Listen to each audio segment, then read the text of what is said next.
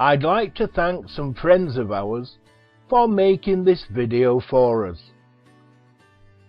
It's a video of the Atlantic Road, and it takes you from lush coastal landscapes and heaths to bare rocks along the exposed Oosterwaage, where you can see the sun sink into the horizon.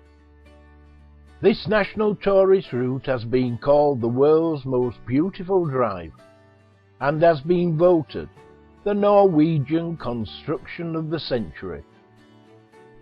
The Atlantic Road connects the island of Averøy with the mainland via a series of small islands and inlets, spanned by a total of 8 bridges over 8,274 meters.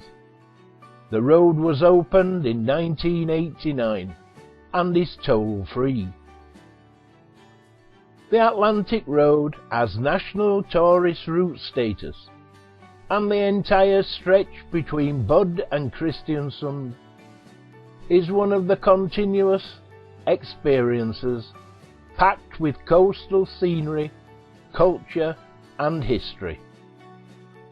The contrast between a trip on a sunny and tranquil summer's day compared to a foam-sprayed journey in a storm from the northwest are huge. But whether the ocean is flat calm or cascading over the road, the Atlantic Road experience will give you memories for life. Park your van at designated viewing points and climb a hillock to enjoy the salty air and the scenic view. The road crosses this infamous stretch of ocean and was hailed as the world's best road trip by the British newspaper The Guardian in 2006. The newspaper ranked the Atlantic Road ahead of more famous roads in, for instance, Australia and the Himalayas.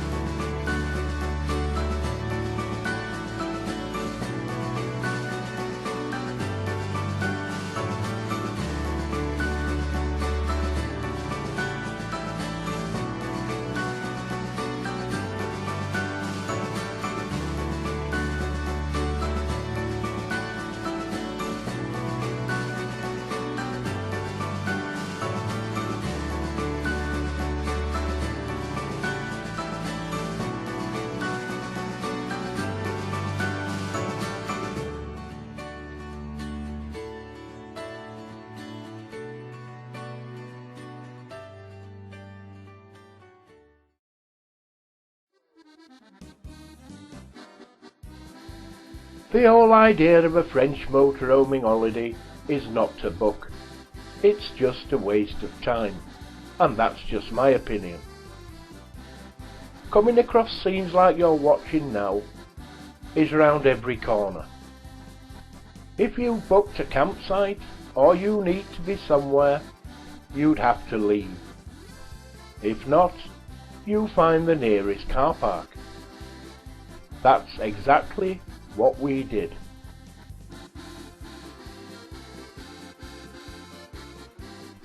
This is a celebration of the gathering in of the French delicacy, the mussel. Travelling round France, you will find that sometime or other you will come across a celebration of the mussels. Nearly every part of the French coast celebrates the gathering of the mussels.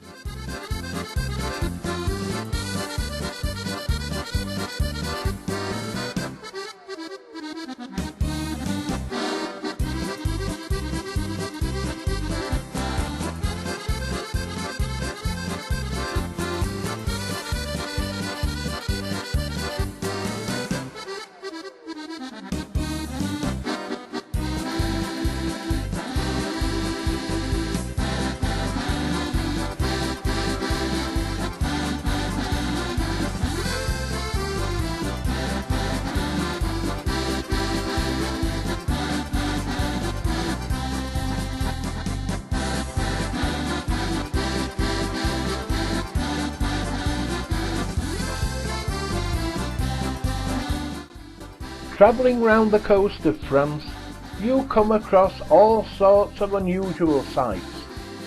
Take this lighthouse for instance. We later found out it was open to the public.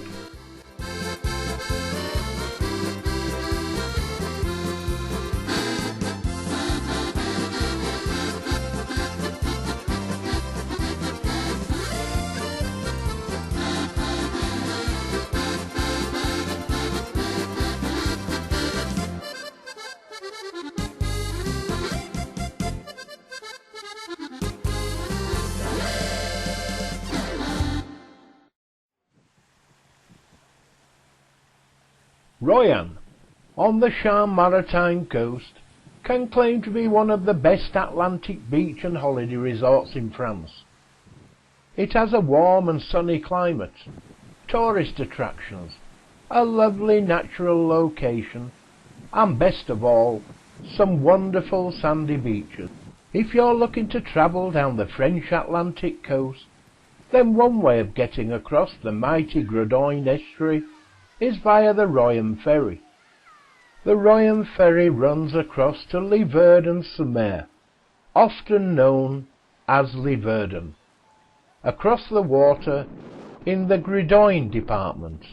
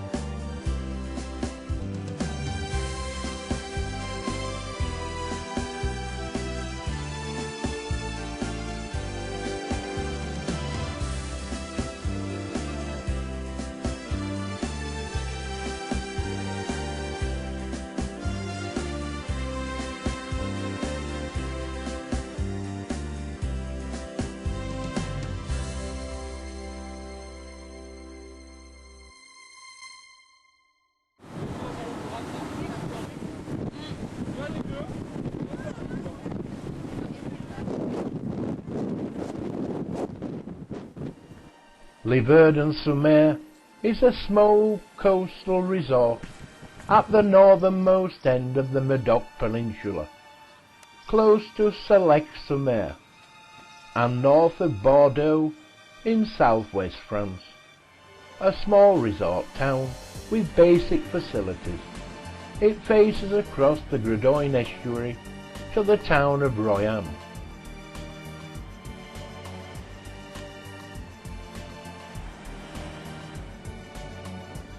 This is Europe's tallest sandhill. The Dune des Plates is by far the highest sand dune you can find in Europe. But it's not only about height, it rather impresses by its large dimensions, its fascinating surroundings, and the breathtaking views it offers, not to mention its shapes and colours changing in function of time of day and seasons, as well as the feeling of freedom it conveys. Over thousands of years, nature has created this extraordinary dune, which is one of the most beautiful and most visited natural sites in France. Because of its uniqueness, it is also known far beyond the French borders and fascinates people around the world. But what makes it so unique? Why does it leave a lasting impression on all those who have seen it, at least once in their lifetime? And why do you always like to come back? It is 2.7 kilometers long, 500 meters wide, and up to 110 meters high.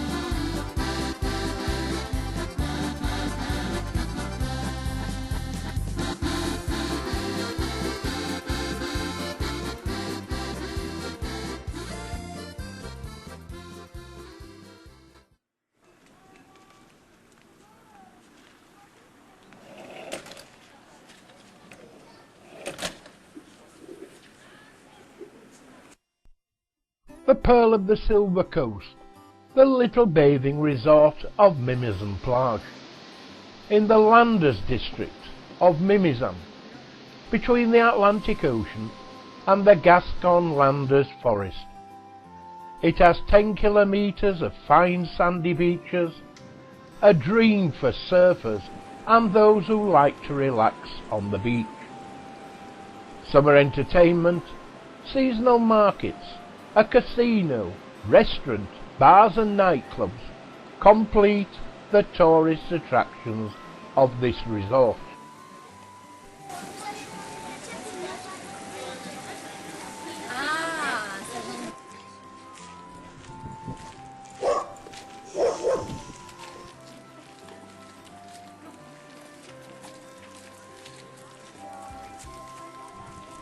Since we were here last, the Adi service has been completely remodernised and made larger.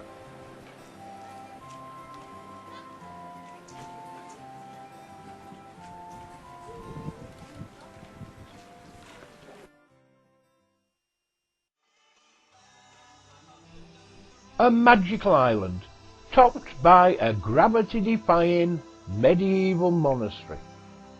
The Mont Saint-Michel counts among France's most stunning sights. For centuries, one of Europe's major pilgrimage destinations, this holy mount is now a UNESCO World Heritage Site, as is its breathtaking bay. Situated in the middle of a bay, the Mont Saint-Michel welcomes nearly 2.5 million people every year. This includes visitors, pilgrims and tourists. Le Mont Saint-Michel is not just a church on a rock, it is a whole medieval city, one of a few places in France to have preserved intact its medieval walls and defences. The city, though small, has to this day inhabitants, not many full-time inhabitants, and a mayor, and in addition to its religious monuments, has old houses, narrow streets, hotels, restaurants and shops, all catering for over 1 million tourists who come to visit this magnificent site each year. The first Christian oratory was founded on the island as far back as 708 AD by Saint Hubert of Avranches, and naturally it was dedicated to Saint Michel.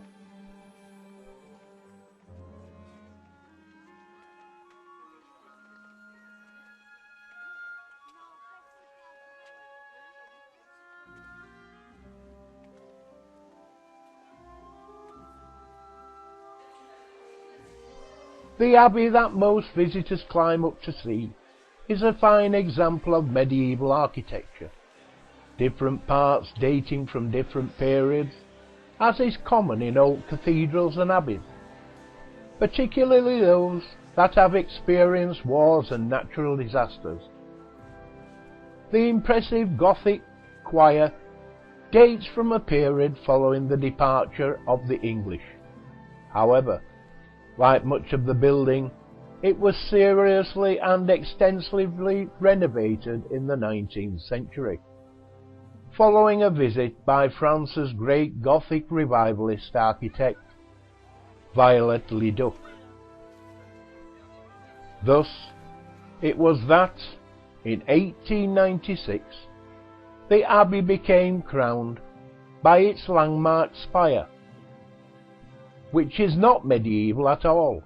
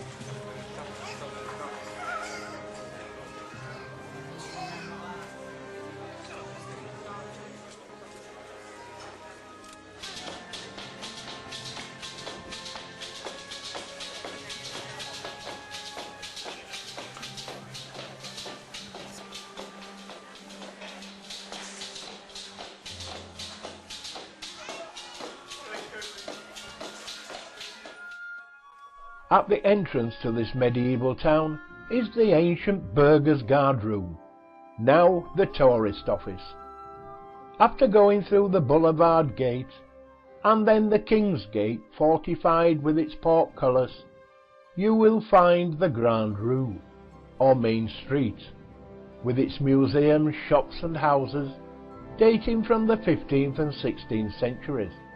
The parish church consecrated to Saint Pierre, the patron saint of fishermen, is a small edifice from the 15th and 16th centuries.